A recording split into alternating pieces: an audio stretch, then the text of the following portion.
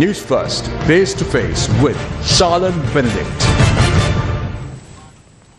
Hello there, a very good evening and welcome to another edition of Face to Face, where we continue to keep you abreast of what's happening here in Sri Lanka as far as the political system here or the politics in Sri Lanka are concerned right now. And just to say the very least, it's extremely happening because of the fact that this is an election year and the general public will be given an opportunity to cast their vote and select their leaders for the next 5 years within the span of a few short months. So we've been primarily focusing on getting representatives from political parties, be it big or small, doesn't really matter, but for them to come on this show and express their opinions, express their views, and to appraise you of what their plan is to get Sri Lanka out of this rut we're in right now. Joining us today from the National People's Power Movement, or the NPP, is an executive committee member, Dr. Kaushalya Ariyarathne. A very good evening, Dr. Kaushalya, and welcome to the show. Thank you for having me. So, to start things off, we've had many professionals from the NPP coming on board the show and expressing their views about how Sri Lanka should move forward, or what possible course of action we have at this stage where we are facing the extreme ends of the economic crisis, a political crisis that has led to a socio-economic crisis. So the biggest question that everybody really has is, and what a talking point that your opponents usually throw at the NPP is the fact that this is very similar to what happened in 2019. There was a movement called the Viatmaga movement where there were many professionals, many people supported it, many youth, much like the NPP right now, were involved in it. And at the end of the day, they really didn't have a say in what happened. And their ultimate defense was that, well, we supported the president in hope that he would do something good for the country, but when push came to shove, he did not listen to us. So what's different about the NPP? That's a good question to start with. I'll talk a little bit about our women's movement, I think, because the same question we get from our opponents asking, we organize thousands women in districts, but are we using them to get more votes? But as a direct answer, I would say our approach to women is different to any other political party, because in two aspects. One is that we have been talking a lot about women's political participation in the history. It's very low, and most of the time women came to politics as a result of their father's place that they had in the party, or after the demise of their husband. But by way of succession to their male counterparts. Yes, but now we want to change that. Okay. In 2019, when we formed the NPP, our women's policy suggested that we should have, we should work to have at least 50% of women in the parliament, which was quite new, and people said, is it possible? Yes.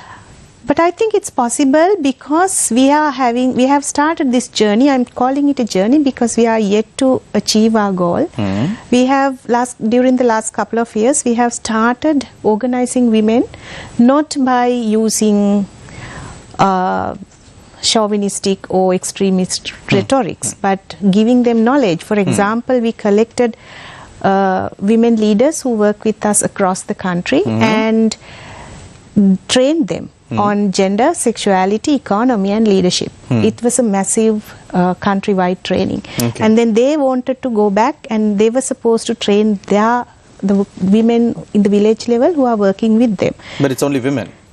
Yes, I'm talking in terms of women. Okay. But we did the same with everybody. Okay. For example, we have about 14,000 Gram Niladhari divisions in the country, but we have actually covered around 10,000 Gram Niladhari divisions, forming citizens committees. We call it Kottasha Sabha. Parallel to that, we formed women's committees. And now when you see thousands of women in TV, they are the women who are connected to these committees and who represent these committees, and then form the district committees, which is led by women. So these are not women who are brought by buses from other districts. These are women who are connected to NPP in the ground, in the village level, parallel to these citizens committees. So we have a very structured network across the country, which we developed after hard working of last couple of years. Throughout the country, which forms district committees. So what we wanted is to do an ideological shift. We didn't want people to come and just vote for us and then go back and say, you do your work, we don't mind politics. We wanted this system change where people continue, even after elections, people continue to work with the system and challenge the system and demand their rights from the system. This is where we are going. That's why I called it a journey. So we don't want people to bring a group of people to power and then go back and sleep. We want people to continuously engage during the tenure, also to engage with the politics. That's why we are different to other parties. So usually what happens here in Sri Lanka is, and I raised this question with quite a few professionals that came from the NPP prior as well, once the representatives are elected, they don't consult anyone. So is there any fail-safe in the NPP for this eventuality that has been a reality in Sri Lanka for at least the past 7 decades? Sorry, you mean our strategies? Is there a fail-safe? Because this is what usually happens. Now, although there are thousands of women coming to these rallies and all of that, at the end of the day, there will be representatives elected into parliament. And what happens more often than not is that these elected representatives then start functioning on their own. They go against party policies, they just do whatever they want, to be very frank. So is there any fail-safe built into the system that runs within the NPP? Yes, I think as I explained, that is the system. People are connected through a system. They are not just voting us randomly, right? So they are connected to these committees. Committees are connected to these electoral bigger committees, and these bigger committees are connected to district committees. And district committees are again liaising with the executive committee and the steering committee of the party, central committee. So our party is not about one person or a few people. It's about a system or a change of the system, right? So that's where we believe that people's ideas and suggestions will be incorporated when we take the power. And also I think it's what we call participatory democracy, right? People have to engage with the system, engage with the rulers. So that's what we are planning and we are strategizing at the moment. Also, the NPP paints quite a rosy picture for Sri Lanka's future, a society where everybody respects the law, nobody is below the law, where economic prosperity is, of course, also a #1 priority. But given that your cup of tea is in the area of law, let me just start off there first. Now, one massive issue that Sri Lankans have is the lack of any accountability. Anybody can come into power, do whatever they want, be involved in some of the biggest scams, and be rest assured that they can go home scot-free. The most that they would suffer, at least, is maybe a few days in prison. That too, after a couple of days, they will be transferred to maybe a prison hospital where they will be given a special room, so on and so forth. That has been the reality in Sri Lanka. So the NPP comes into the fore and promises the people that there will be accountability, that justice will be served, and those who have already stolen from the general public and been involved in these massive corrupt acts, even during the economic crisis, will be brought to book. But the NPP also says on the other side that they are against politicization of the police department, politicization of the Attorney General's department, and political meddling in judicial matters. So how does the NPP plan on balancing the two of this when your election promises that, we will prosecute them properly? Yes, I think we have to make sure that implementing law and order is different to politicizing police and Aegis department. We don't need to influence politically to the Aegis department and the police to prosecute crimes. It's implementing the law and order of the country. I think to implement the law and make people accountable, one of the main conditions is to protect the integrity and the independence of the judiciary. Okay. Right? So that's one thing that we are demanding for, and then we are assured of that. But at the moment, we know that none, as you said, that none of the crimes are being punished, right? Yes. None of the criminals are being punished. But I think one of the things that we have to ensure that in order to, we are talking about economic regrowth and recovery. One of the first condition is to get the money that was stolen from us, from the people. For that, an independent judiciary and legal system and law enforcement authorities are, it's a precondition, it's necessary. Therefore, we think in order to do that, I mean, we know that at the moment it's highly politicized and the government is influencing the law enforcement authorities to stop prosecutions.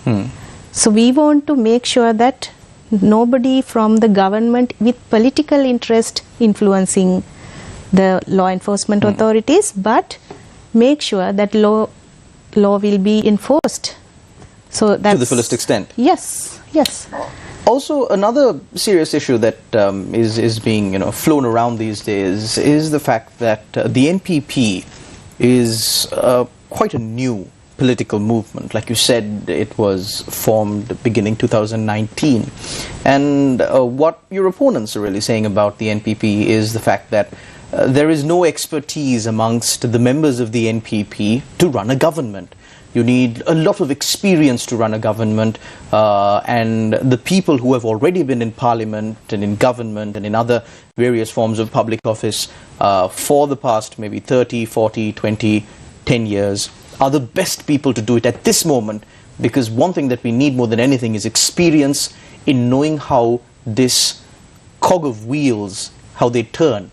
So what is the response of the NPP to these allegations that the NPP doesn't know how to run a government? Very interesting question. I would, in the same manner, I would ask the people who asked that question. Now we have come to this crisis, right? So people with lot of experience, as you said, have brought the country to this state. So is that what we wanted from the people with experience? So the experience is not, of course we don't have that much experience in the government, except the JVP was in the power for some time in 2000 to 2002. But that time, the JVP, which is our biggest strength of the NPP, has shown that the ministries that they were taken have run without any corruption or any problem and made success. But I'm not saying that take that an example. But the thing is that we have formed very clear policies. We have set up all these committees and policies, and we are planning to run the country with our policies. What happened to the previous government was, okay, there were policy books, but they didn't run the government with a policy. Those policies were just for the namesake of a policy of a party. But unlike to other parties, our biggest strength is our policy, and we have a system to run that policy. So that's our biggest strength at the moment. So, like you said, the JVP is the biggest political movement within the NPP, and the JVP themselves have a little bit of luggage, if you could call it quite loosely, as far as incidents that took place in Sri Lanka, and that too is being thrown in the face of the NPP, saying that this is just a name change, this is just a movement that is being shrouded behind the face of the NPP, but which is in reality the JVP, which is an extremely communist type of party. Is that the reality in the NPP? I think I mean I can't talk on behalf of JVP for what happened in the history, but I think the JVP has clarified enough this in public stage, and JVP is after this period, after 90s. I think JVP was the only party who didn't use violence in elections, except all other parties have been using violence, right? So one of the reasons for the coalition of NPP is that the strategies have changed, but the parties the organizations who form the coalition with the JVP is also leftist and very progressive organizations, right? And our policy and our strategy is different to what is in the history, right? And also that's one thing. The other thing is that now even in the recent past, whenever that violence happened, the meta narrative was all about this 77 and 88, 89, but none of them talked about how the state has done a lot of violence that time, and also even after that. State was very violent, and the other parties who instigated violence. So it's always the narrative about that. I think that the opponents have no other justifiable reason to throw on us. No justifiable accusations. Yes.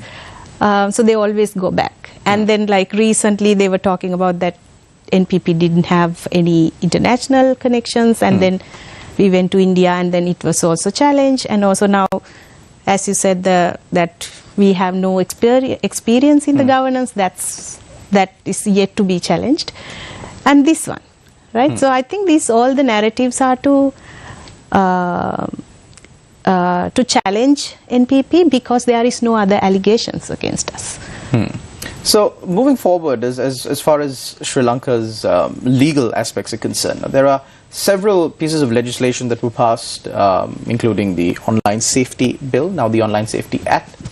Today, the special determination on the Anti-Terrorism Bill, that is still in bill stage, the determination was sent to the Speaker.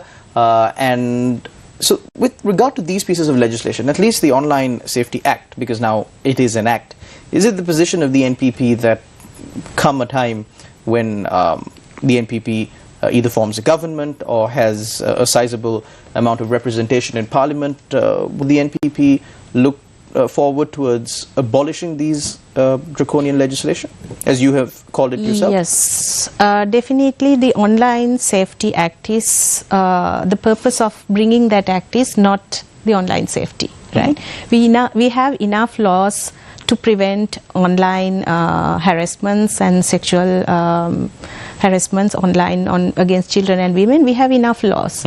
Only thing, there are problems of the implementation of these laws, and there are certain loopholes that needs to be fixed. But the very purpose to bring these to intimidate and threaten the people's freedom of expression. Right? So I think this law is really unnecessary. So we believe that there shouldn't be such a law. And also the way that it was passed without respecting the Supreme Court's recommendations, right? And also this anti-terrorism bill is again another draconian law. We know how PTA has been used for several decades to against people's civil and political rights. So I think this is also going to be another draconian law. I think the United Nations High Commissioner for Human Rights has also commented on the interpretation of terrorism in this act, how vaguely it's being interpreted.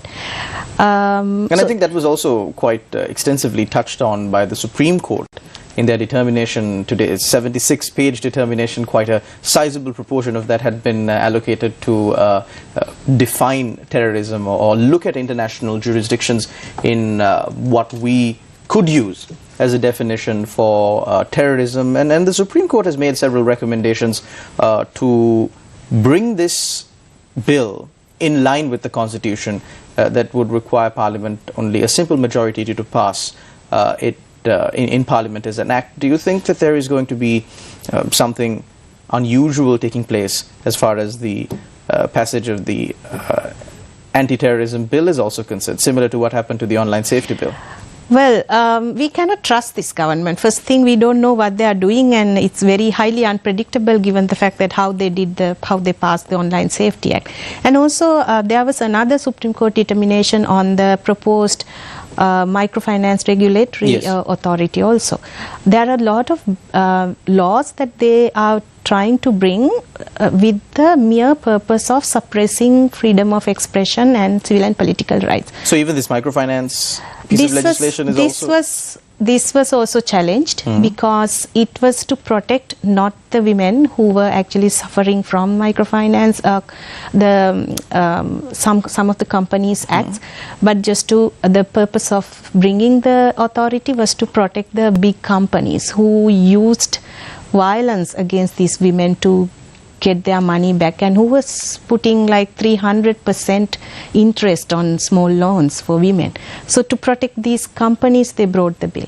I think there are several things that we need to understand. These laws are, it should be contextualized with the current political will of this current president, because I think he needs to protect this seat which he got without a people's mandate. He wants to protect the president's his authority and power, and they are, especially Rajapakshas, they are very afraid of losing power because they don't know what will happen if we start prosecuting against their crimes that they did.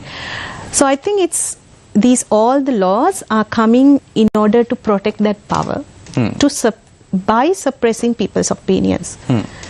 That's why we think these laws should be abolished and defeated at the very beginning. So as far as the NPP's promises go, like I said at the beginning, the very rosy promises, but Sri Lankans are very wary about these rosy promises because of our past experiences. Some of the most progressive ideas were put out by the SLPP back in 2019, and look where we are today.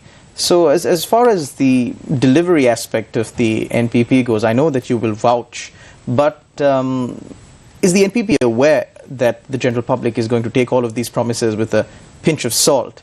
And of course, is there any plan in place to ensure that these are at least fulfilled 50% at the very least? Well, definitely not 50%, it's more, and we are trying for 100%. But I think we are very much aware that people expect a lot from us in this stage than they expected in 2015 or 2019. It's been progressively developing, because people are now beginning to see, people are now beginning to feel the impact of all the wrongdoings, of all the corruption that has been taking place for maybe the past 2 to 3 decades. We're now feeling the full force of it. Yes, so we have a lot of pressure on that, and that's why we have to be very committed to that also. That is what we are telling to the people at the moment, that we need to think about not only this year or two ahead, but just see whether we have a plan, we have set out a plan, just read the policies and engage with us even after the election, and then it's a collective work of people. It's people should participate in this. It's a democratic process. And also we know that during, like, it's one after the other, by turn, they have been doing this to the people, these two major parties. Now people know that they are not going to trust any of the major political, two of the parties. Therefore, I think we have, in last couple of years, especially with the economic crisis after COVID, we have worked with the people in the ground level, we have organized them. I think we have come into a very crucial moment at this year. This is a very good opportunity to overthrow this sort of big elite political culture and bring people's power. That's what we are working for. So moving forward, as far as the NPP is concerned, Sri Lanka's relations with foreign countries, now I know that the leader of the NPP, Andrakumara Dissanayake, toured India. There were certain discussions that were held. We now see that the government is trying to push forward certain agreements in quick pace. Many agreements to maybe privatize certain government institutions. At the run-up to an election, they're trying to push it forward very fast. So would the NPP also be looking at maybe re-looking at these agreements and how they were brought to the fore once, if the people choose you? Of course, I think if any of these, I mean, at the moment also we are trying to push, challenge some of the, some of the proposals that were brought by the government in order to please IMF demands. And our trade unions are fighting in the road. You must have seen. But at the if the government has imposed any of the agreements with any other country which is a challenge to the sovereignty of the people, then of course we need to rethink when we are in power and revisit them. It's a promise. So we, yes, I would say yes to your question. And we need complete transparency and accountability for any of the agreements that government comes with any other country at this moment. I believe today the ECTA agreement was also discussed in Parliament, and it was Parliamentarian Vimal Veeravansa who questioned government MPs as to if they had even seen this agreement. And experience from Sri Lanka is at least the fact that many of our representatives in Parliament don't really take the time to go through these agreements, so sometimes are not even afforded the opportunity to go through them. They just vote along party lines.